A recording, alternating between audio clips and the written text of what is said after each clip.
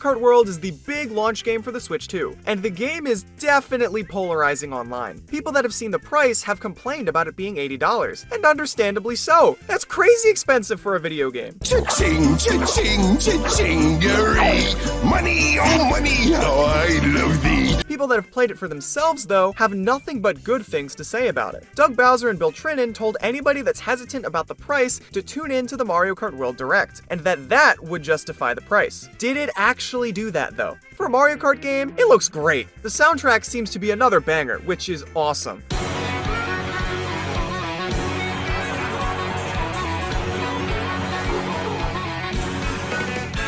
I listen to the soundtracks from games like Mario Kart 8 and Mario Kart Wii all the time, so I'm really excited to add Mario Kart World to that list. The graphics look awesome too. As a launch game, Mario Kart World is supposed to showcase the new hardware and all of its graphical capabilities. I think Mario Kart World does a great job of that. I mean, the colors pop off the screen, and the courses are massive and detailed, like no other Mario Kart game that we've ever seen. It's truly the best looking installment in the franchise. The game also seems to be taking that chaos that makes Mario Kart so iconic and turning it up to 11.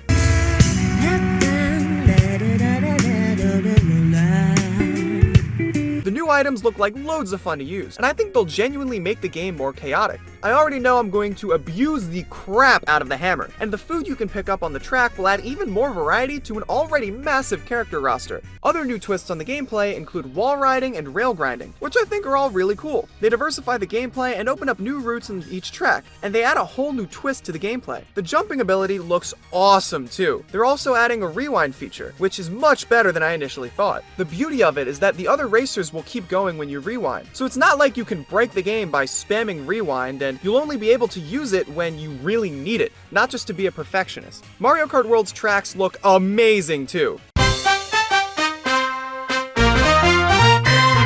One complaint I heard a lot during the release of the Booster Course Pass for Mario Kart 8 Deluxe is that the original courses just didn't have that Mario Kart flair. They weren't as original or creative, and to an extent, I can agree with that. That had me really worried about Mario Kart World, but thankfully, I won't have to worry anymore. Starview Peak and Boost Cinema look really cool, along with all of the other tracks. They look amazing. There will also be older tracks returning in Mario Kart World, but not in the same way that you'd think. The Booster Course Pass brought back so many retro tracks, so Mario Kart World really couldn't do that if it wanted to differentiate itself from Mario Kart 8 Deluxe. Mario Kart World is still bringing back some older tracks in the traditional sense, sure, but many of them will be reimagined and remixed, which I think is really cool. Taking inspiration from the past rather than simply remaking it will make the game nostalgic, but also make it feel fresh and new. There are gonna be a ton of tracks, but will there be enough? Mario Kart World will be launching with more tracks than Mario Kart 8 did on the Wii U, so that's definitely a plus. But can it really compete with Mario Kart 8 Deluxe? Mario Kart 8 Deluxe is a $60 game, and with the Booster Course Pass added in, it's a total of $85, which isn't much more expensive than Mario Kart World. The Booster Course Pass adds another 48 tracks to Mario Kart 8 Deluxe, bringing the total up to 96 tracks. Mario Kart World won't have nearly as many tracks, which seems quite concerning at first, but it might not be as bad as you'd think. Mario Kart games always have unlockables. Nintendo directly mentioned that you'd have to unlock Rainbow Road, but I'd be willing to bet that there are loads of other tracks that you can unlock as well. Lots of Mario Kart games have entire Grand Prix as unlockables, so I'm thinking that there's much more to this game than meets the eye. Even outside of that though, this game is likely more replayable than you think. The big twist for Mario Kart World is that it's an open world game, and I'm digging it. There will be loads of content packed into each area of the game. I love open world racing games like Forza Horizon 5 and Burnout Paradise, so I'm extremely excited to see that twist in Mario Kart World.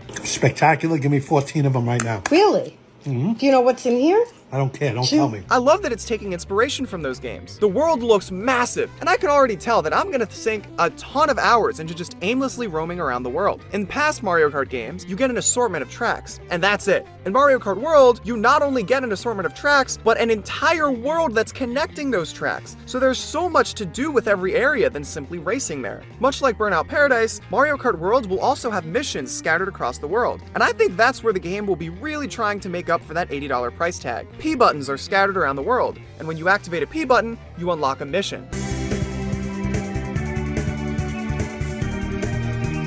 I've been dying for a mission mode in a Mario Kart game for ages. It's something that so many people have been asking for years. I'm really glad that they're finally adding one. I know I said I'd sink a lot of time into aimlessly roaming around the world, but of course, at a certain point, that's gonna get boring. Adding a mission mode adds so much replayability to the game. Nintendo confirmed that there will be hundreds of missions in the game, so I'll likely be sinking a ton of hours just into the mission mode. Plus, there are also different collectible coins you can find, which I'm assuming will be used to unlock new characters or tracks, so there's gonna be a lot of replayability just in terms of content. One thing I was really worried about at first was the possibility of there not being a battle mode. The Switch 2 Direct trailer didn't mention a battle mode at all, and people that have gone to the Nintendo Switch 2 experience haven't mentioned a battle mode either, so I was worried that there simply wouldn't be one. Thankfully, Mario Kart World will have a battle mode, but admittedly, I'm a little disappointed because it does not seem nearly as fleshed out as I hoped it would be. Oh my god.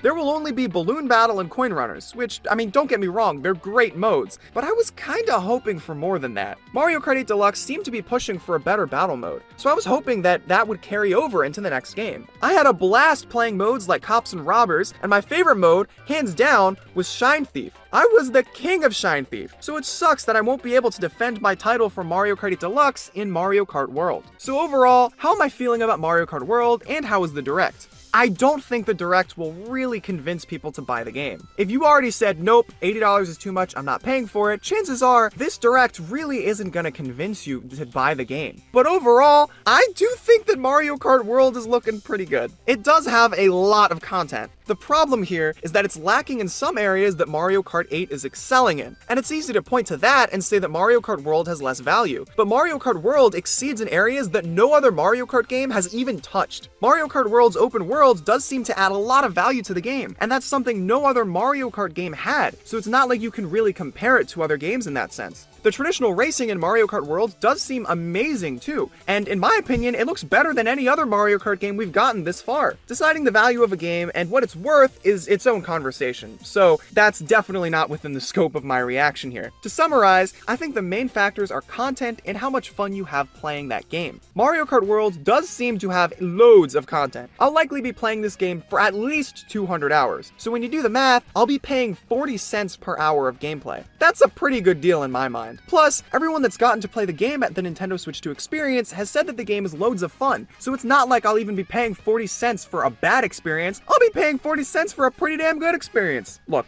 you can say I'm glazing Nintendo, and I'll admit, I kind of am, but I don't think my logic here is all that bad. If there's any game I'd pay $80 for, I think Mario Kart is a pretty good option. It's got an insane amount of replay value, so I'll definitely be getting my money's worth out of it. If you don't want to pay $80, look, I completely understand that decision. I'm very fortunate to be able to pay that kind of money, but I know that not everybody is, so I completely understand everybody's reasoning. But I don't know, man, it seems kind of taboo to say anything positive about this game online. I do not care if I get flamed for this, but I think Mario Kart World looks amazing, and I do plan to buy it day one.